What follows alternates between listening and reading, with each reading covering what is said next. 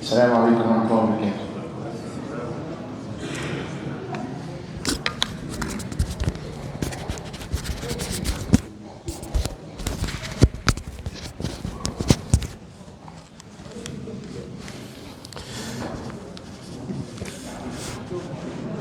بسم الله الرحمن الرحيم والحمد لله رب العالمين والصلاة والسلام على سيدنا محمد وعلى آله وأصحابه أجمعين.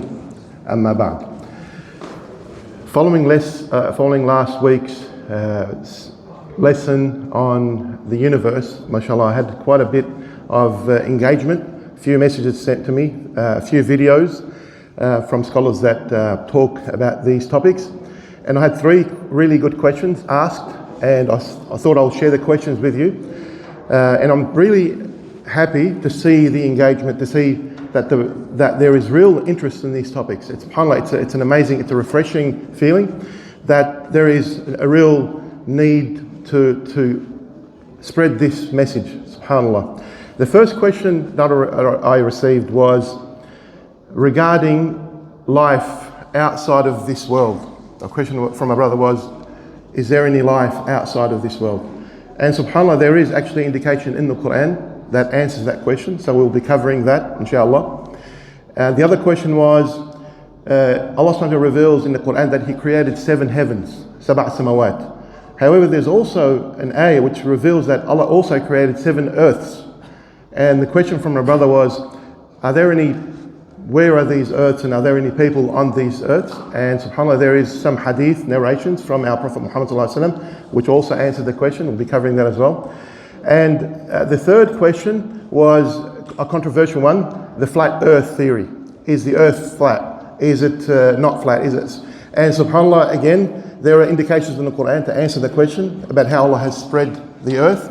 And it's all knowledge based on the Quran and the Sunnah, so we'll be covering that, mashallah. So really good questions, inshallah. We'll be covering them in the sessions coming, maybe some today, maybe next time, inshallah.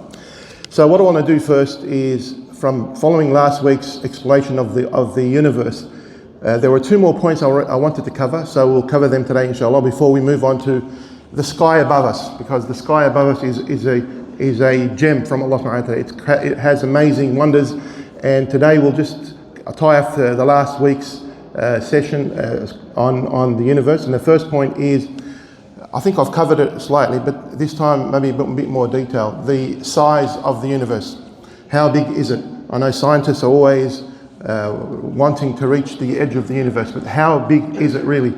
And I mentioned before that our Prophet Muhammad ﷺ mentions some aspects to bring it closer to us about how big is the universe. And he said that whatever you see in the sky, this is all for the first earth, first heaven. Sama ad-dunya, it has all the stars, and all of that, consider that as a ring, and place that ring in a desert. The desert is actually the next heaven. So the comparison of size is absolutely amazing. And then the whole desert again, consider that a ring in the next desert. That's the 3rd heaven, 4th heaven, until you get to 7. And all of that, then consider that as a ring in the pedestal, the kursi of Allah subhanahu wa ta'ala. And then all of that in the desert, consider that to be a ring in the throne of Allah subhanahu wa ta'ala. So the scale we're talking about is absolutely huge. And we can't comprehend or grasp the size of this universe. It's impossible. It doesn't matter how far you go. If you think that we're reaching a wall, what's behind the wall? So our minds can't comprehend it. However, there are some interesting theories, the likes of Einstein. I think you've heard of Einstein. And such an amazing brain can actually conceptualize the size of the universe. And he says, in a very interesting theory, he says if you go in any direction, up, down, sideways, for infinity, for eternity, you will come back from the opposite direction and end up where you started. This is amazing. So it doesn't matter which direction you go, you'll end up where you started. And this is amazing because Allah references this in the Quran. So it's an amazing concept, and I will share the ayat. In Surah Az-Zumar, it says, Allah says, And they did not appreciate Allah as He deserved to be appreciated, while the earth entirely within His grip on the day of resurrection. And the heavens will be folded in His right hand. وَالسَّمَاوَاتُ مَطْوِيَاتٌ بِيَمِينِهِ. Think about that, subhanAllah. So there's a folding, the samawat matwiyat. And this is an amazing concept. So this basically explains what Einstein is saying. So it doesn't matter which way you go, you're always going to come back. It's like it's a folding effect. But not only that, Allah subhanahu wa ta'ala goes into even more detail. And in another ayah, in Surah Al-Anbiya, Allah says, the day we shall fold the heavens like the pages of a book. As we began the first creation, we will repeat it. يَوْمَ نَطْوِي السَّمَاءَ كَطَيِّ سِجِلِّ لِلْكُتُبِ. SubhanAllah. Allah is using a book as an example to bring to us the explanation. So think about a book that is open book. And you draw a line on the start of the book, a straight line, completely straight, and go across the book. And then if you fold the book, the start point and end point exactly the same. See, this is the parallel Allah is making, that Allah's creating time, and for Allah subhanahu wa ta'ala, it's no different. Beginning and end is no different. This is one of Allah's attributes. Huwa al-awwal wal-akhir. He's the beginning and the end. He is eternity. He is eternal. Nothing before Him, nothing after Him. SubhanAllah, this is an amazing concept that Allah describes in the Quran in this detail. And of course, this affects time. So remember last week we spoke about portals. For example, the Mi'raj of angels traveling and one day equaling 1,000 years or one day equaling 50,000 years. This is all a creation of Allah subhanahu wa ta'ala. So for Allah, well, they're all the same. But for us, we have to understand what is actually going on. And science has actually found out what's going on. And we know that astronauts, or they live in space in satellites orbiting Earth. And they spend 6 months to 1 year, sometimes even more than 1 year. And they've been studying what's happening to the human body while they're away. And they found out that the body of the human body ages differently. It passes through time differently. And even clocks operate when their clocks are outside of this earth. Atomic clocks, they run slower. So as they get closer to Earth, the system, Earth, calibrates everything and makes everything run properly. When they're outside of this earth, they run differently. They run slower. So where in space we tend to age more. We get older more. We get sick more. There's all these evidence that they've studied. And subhanAllah, this is amazing because Allah references these aspects in the Quran, and I'll share them with you about what is really happening. So this system that Allah has created is a closed system. So now we're talking about the sky that we see above us, the saqf mahfuz. So the protected sky, the veil of the earth. And Allah used in the Quran, we said last week in Surah Ghafir, that it is Allah who made the earth a place of settlement. And this is important, place of settlement. Allah الذي جعل لكم الأرض قرارا والسماء بناء. Qarar, al-ard is a place of residence, a place of settlement. We can't think that we will leave. It doesn't matter what scientists think. Scientists want to live on the moon. They want to live on Mars. They can live anywhere they want. But Allah says that the earth is our place of settlement. And if we try to leave the earth, then our bodies won't handle it. Our bodies are not designed for this. And there are ayat that reference this in great detail. So let's look at the atmosphere that we live under. There is the first 10 kilometers. This is the level in which all life happens. So we climb mountains, we travel, all of this happens in the first 10 kilometers. After that, there is something called the stratosphere. This is where, for example, air balloons go to monitor the atmosphere. This is where, for example, planes may fly. Then we've got the mesosphere. This is where ballistic missiles go from one country to another, and they are not affected by gravity. And then we have the thermosphere. This is an area of the atmosphere where it's thermal, and we have satellites that can live in there or operate in there because it's better for the temperature, better for the humans that are in this region. So we can see it's one air, but they're all different levels. Each level has a function, and some scholars have said that these are the 7 layers in which Allah refers to the Quran, but other scholars don't agree. These are just levels of atmosphere which happen to have different characteristics, which are for our advantage, and I'll explain how it is for our advantage. So in Surah Al-Anbiya, Allah says, we made the sky a protective roof, yet they turn away from our signs. وَجَعَلْنَا السَّمَاءَ سَقْفًا مَحْفُوظًا. So it's a protective layer against what? So remember last week we said the sun is a fireball, and the sun is sending out flames, and the sun is a nuclear reaction happening every second multiple times.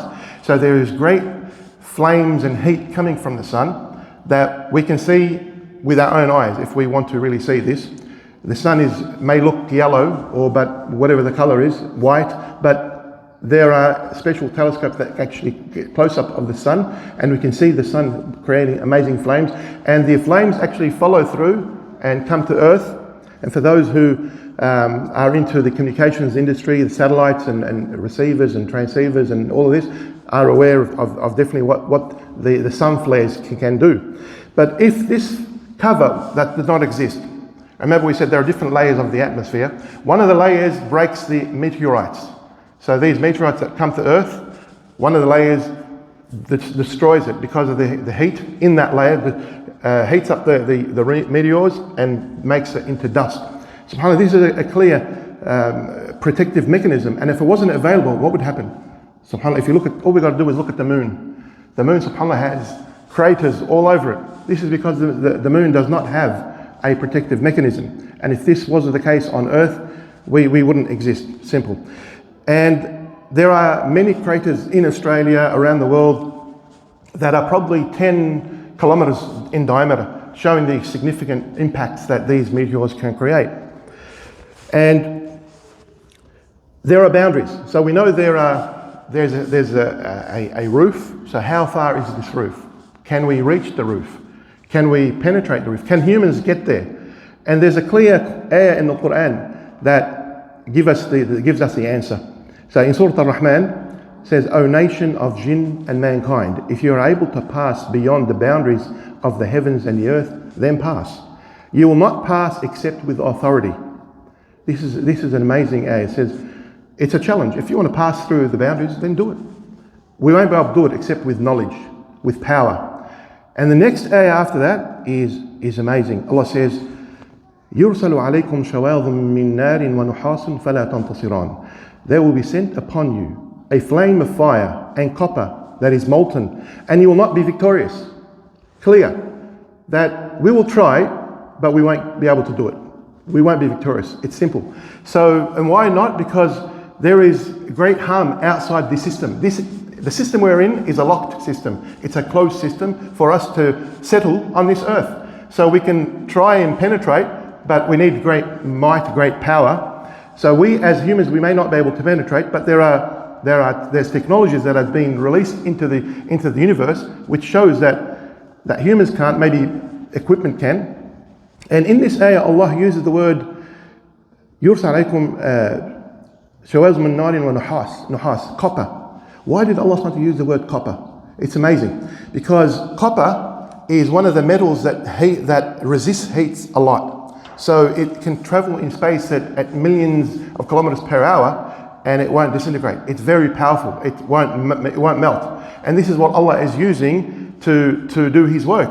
So basically, and what does the army utilities, for example, weapons, and what do they use? They use copper. They use copper to encase all their missiles and artillery, because it's a metal which can withstand a high degree of temperature. And Allah is using that as an example of what He will send to what is out there and what can actually harm us. So the next question that comes to mind is this atmosphere. How does it sit? We know from the first session, Allah subhanahu wa ta'ala, when He ordered the water to come forth, the earth and the atmosphere to come forth, the water was generating all the atmosphere. So this atmosphere that's now created above us, how is it held up? And there's an amazing ayah in the Quran in which Allah subhanahu wa ta'ala actually is asking us. And in Surah Al-Ghashiyah, Allah says, do they not look at how the camels are created and at the sky how it is raised? أَفَلَا يَنْظُرُونَ إِلَى الْإِبِلِ كَيْفَ خُلِقَتْ وَإِلَى السَّمَاءِ كَيْفَ رُفِعَتْ. How is the sama, how is it held up? So when Allah asks us this question, do they not see? So that's what Allah is asking us. Look and have a look. Understand how it's happening. This is a clear instruction. But Allah goes one step further and explains something in the next ayah from Surah Al-Ra'd. Allah is He who raised the heavens without any pillars that you can see. Subhanallah. Allah الذي رفع السماوات بغير عمد ترونها. This is amazing. So Allah is telling us there is something that we can't see. It's holding up the universe, holding up the sky above us.